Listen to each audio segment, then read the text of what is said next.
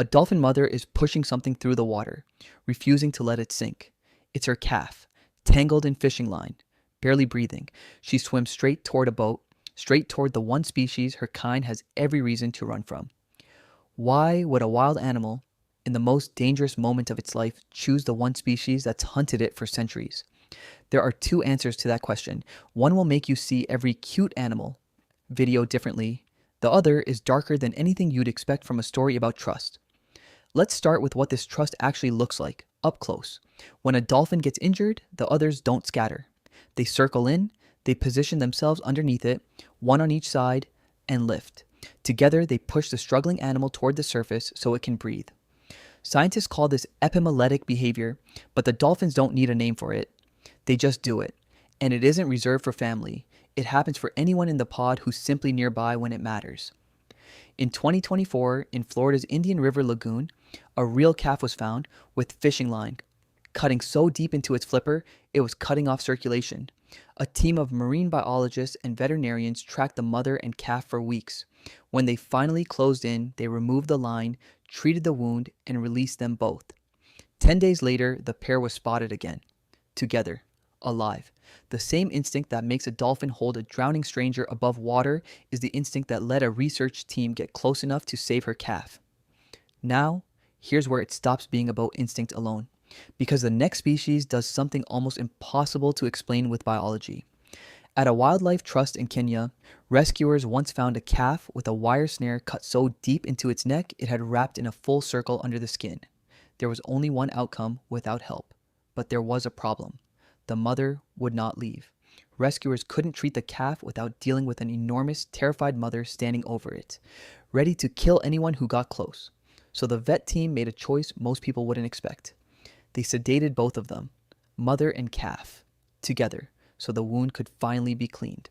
When they woke up, the snare was gone, and the mother, who could have ended every person in that clearing, had simply let it happen.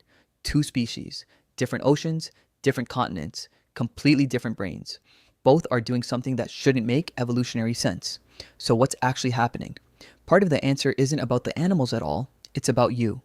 In 1943, ethologist Konrad Lorenz described something he called Kindchenschema, the baby schema, a set of physical features, big eyes, a round face, a large head, that trigger an automatic caretaking response in whoever's looking at them. This isn't a preference, it's closer to a reflex, and your brain doesn't fully care what species those features belong to. That's why you can't scroll past a shaking baby animal. You're not choosing that reaction. It's already happening before you're aware of it. Alright, so that explains your side. But what explains theirs? Why would a wild mother, wired for suspicion, ever calculate that a human is a safer bet? That part isn't instinct.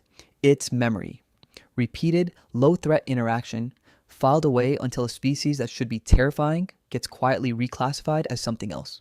But here's where it gets darker, because that same trust has been hunted deliberately for centuries. Go back to the age of commercial whaling. Crews didn't need luck to find a whale. They needed a weakness, and they found it fast. When a crew spotted a mother and calf, they didn't harpoon the mother first. They went for the calf, slower, weaker, easier to wound without killing outright, because they knew exactly what would happen next. The mother wouldn't flee. She'd circle back. She'd stay close to her dying calf no matter how many harpoons were already in the water. So how effective was this? By the time the 20th century was over, an estimated 2.9 million whales had been killed. Blue whale populations were driven down by up to 90%. A significant part of that number exists because hunters didn't fight a whale's instincts, they weaponized them. And it wasn't only happening in the ocean. On land, ivory hunters learned the exact same lesson. Poachers didn't need to chase an entire herd. They only needed to kill the one with the largest tusks. Usually a mother and the herd's own devotion did the rest. When a mother elephant is killed, her calf often stays beside the body for hours. Sometimes it tries to nurse from another lactating female, only to be gently pushed away. Researchers tracking elephant populations found something brutal hiding in the data. Calves orphaned before the age of 2 never survived without human intervention. Not sometimes. Never. 0% on their own. 2 species, oceans apart in evolution. And in both cases, humans didn't just take advantage of an animal's weakness. They took advantage of its love. That's the dark version, the one where trust becomes a strategy for extinction. But here's what doesn't add up if that's the whole story. If this instinct is this costly, this exploitable, evolution should have erased it centuries ago. A trait that gets you killed should not still be here, and yet it is. In 2015, an elephant named Ndum walked back into a research camp in Kenya. He'd been treated and released 26 years earlier. 26 years. He recognized his former caretaker instantly, closing the distance the same way he had as an injured calf decades before. 26 years of a species being hunted for exactly this kind of trust. And it didn't erase what he remembered. It didn't even dull it. That's not a flaw the animal kingdom forgot to fix. That's proof of how deep this instinct actually runs. Deep enough to survive the worst thing our species ever did to it. So the next time you see a video of an animal approaching a human for help, don't just watch the cute moment on the surface. She swam toward you anyway. She stayed anyway. She let you get close anyway, even after everything her kind has learned about what your species can do.